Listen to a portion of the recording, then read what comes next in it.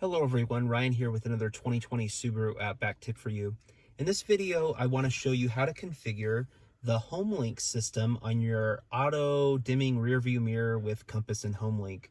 Now, you'll know if your Outback has this option installed because you'll have a rear view mirror with these buttons along the bottom and a compass in the upper right. Now, to program this is really simple. You do need to get your garage door opener, which I have here.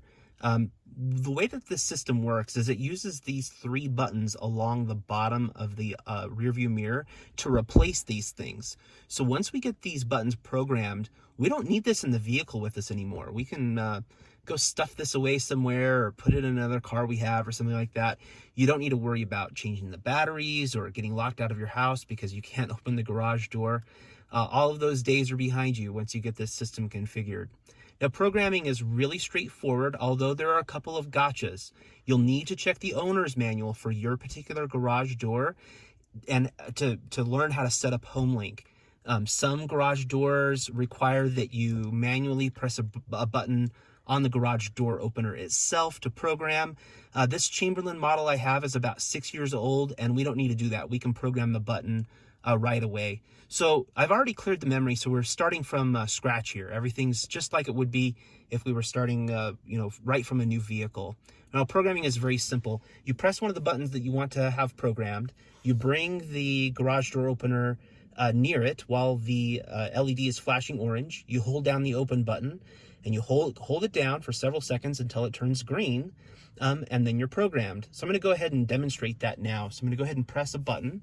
You can see that we have the little icon that's blinking yellow or blinking orange. I'm going to hold down this button.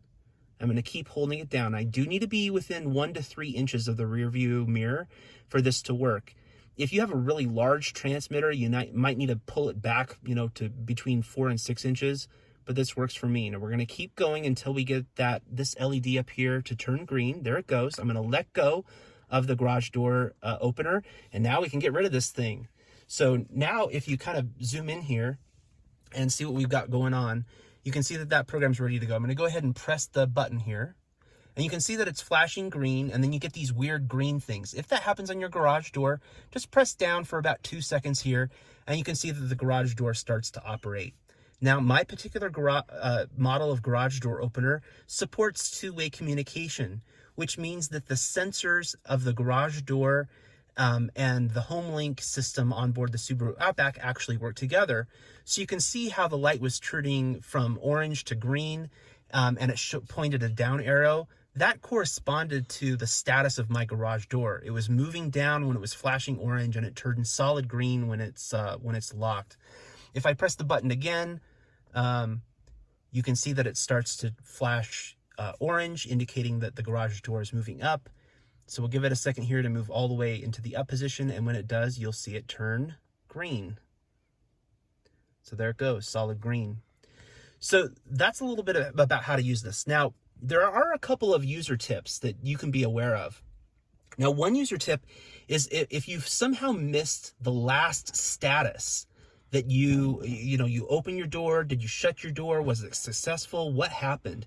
You can retrieve that status by pressing these first two buttons. So what you do is you press these buttons in, and it will tell you, hey, your last position was open successfully. You got a green light there. So that's how you can do this. You just press those two buttons there. You can see, and that tells you the last status. Now, one thing you'll want to be aware of is that you can't actually erase just one button. You'll need to either reprogram a specific button, or you'll need to completely erase all of the buttons. I'm going to show you how to erase everything. If you're going to let someone borrow your vehicle and you don't want them getting into your garage, or you're going to sell your vehicle, this is something you're going to want to know how to do. I'm not going to go into reprogramming. You'll need to check the owner's manual on how to do that, just because it's it's pretty straightforward, and I feel like if you can erase it, you can pretty much handle anything.